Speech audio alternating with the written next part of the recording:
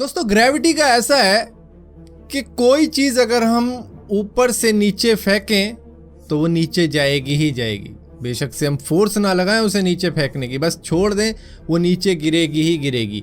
17वीं शताब्दी के अंदर आइजैक न्यूटन ने लॉ ऑफ ग्रेविटी को समझ लिया था और जान लिया था कि ग्रेविटी कुछ इस तरीके से ही काम करती है, क्योंकि सेब उनके ऊपर गिर गया था और उनको पता लगा कि ये कुछ चक्कर है। और वहीं से हम सबको मालूम चला कि भैया ये ग्रेविटी होती है जिसकी वजह से सारी चीज़ें नीचे को गिरती हैं, क्योंकि वो एक फोर्स होती है जो कि ग्रेविटेशनल फोर्स कहलाती है। लेकिन हर प्लेस ऐसा नहीं है जहाँ पर ग्रेविटी वर्क करती हो।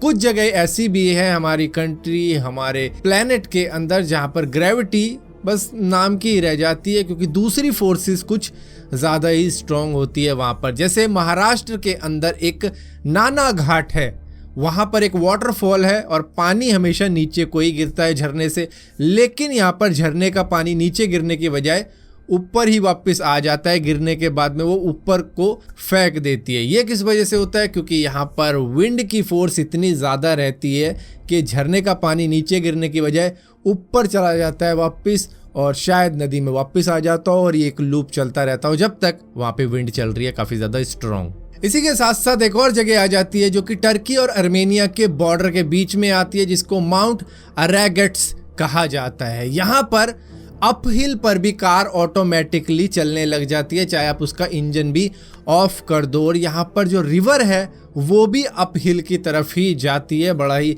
अजीब सिनारियो है। यहाँ पर एंटी ग्रेविटी सारी चीज़ें हो रही हैं। यहाँ तक कि ड्राइवर्स का भी ये मानना है कि यहाँ पर गाड़ी अपहिल चलाना ज़्यादा आसान है बजाय नीचे जाने के, क्योंकि नीचे जाने में ज़्यादा फोर्स लगती है और ऊपर जाने में कम फोर्स लगती है इंजन की। इसके बाद में एक और जगह आती है जो कि यूनाइटेड स्टेट के कैलिफोर्निया के अंदर मौजूद है, जिसको सेंटा क्रूज मिस्ट्री स्पॉट भी कहा जाता है। ये दरअसल 1939 के अंदर डिस्कवर की गई थी। उसके बाद में 1940 के अंदर ये पब्लिक के लिए ओपन कर दी गई थी।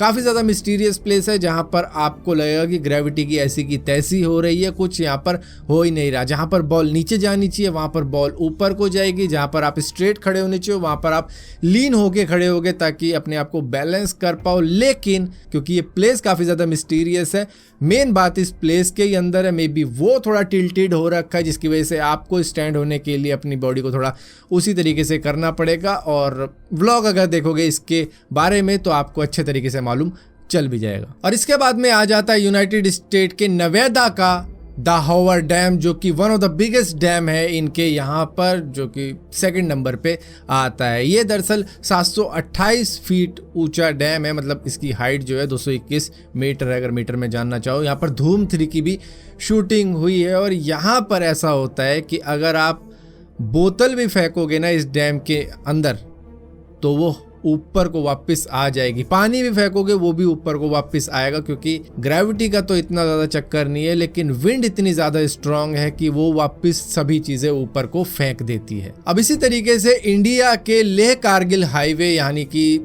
लेह सिटी से 30 किलोमीटर दूर एक मैग्नेटिक हिल पड़ता है। इसको मिस्टीरियस हिल भी कहा जाता है, ग्रेविटी हिल भी कहा जाता है, जहाँ पर गाड़ी खुद ब खुद अप हिल चली जाती है। इतना यहाँ पे मैग्नेटिक फोर्स मौजूद है। और कई सारे पायलट्स ने भी ये एक्सपीरियंस किया है कि यहाँ पर जब आसपास से निकलते हैं इस जगह के, तो वहाँ पर प्लेन भी पुल होता है, तो इसकी वजह से थोड़ा बहुत संभल के यहाँ पर प्लेन उड़ाया जाता है। और इसी के साथ साथ बाइक राइडर्स और कार ड्राइवरों ने यहाँ पर एक्सपीरियंस किया है कि हाँ, अगर आप अपवर्ड जा रहे हो तो आपके लिए ईजी पड़ता है, डाउनवर्ड भी दिक्कत देता है, क्योंकि मैग्नेटिक फोर्स होती है थोड़ी सी। मतलब एक तो 14,000 फीट ऊपर है समुद्र के लेवल से, जिसकी वजह से ऑक्सीजन की दिक्कत रहती है और इंजन को चाहिए ऑक्सीजन चलने के लिए, तो वो दिक्कत यहाँ पर क्रिएट तब होती है जब डाउनवर्ड जा रहे हो बजाय अपवर्ड के। इसी के साथ साथ 45 डिग्री के एक स्लोप के ऊपर एक बहुत बड़ा सा पत्थर है जिसको कृष्णा बटर बॉल भी कहा जाता है। ये दरअसल तमिलनाडु के मामलापुरम में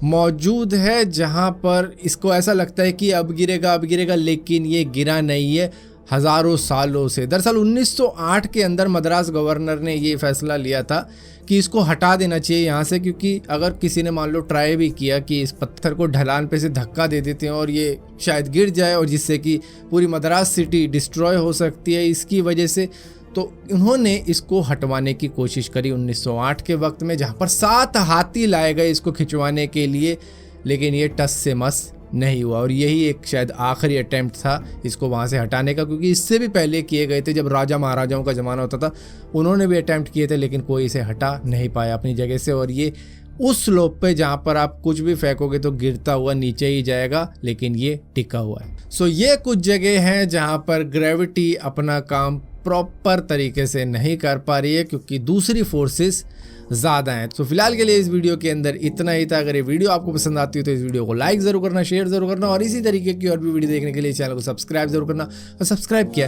तो बेल का आइकॉन जरूर दबाना, वरना आपको मालूम नहीं चलेगा मैंने वीडियो डाली भी है।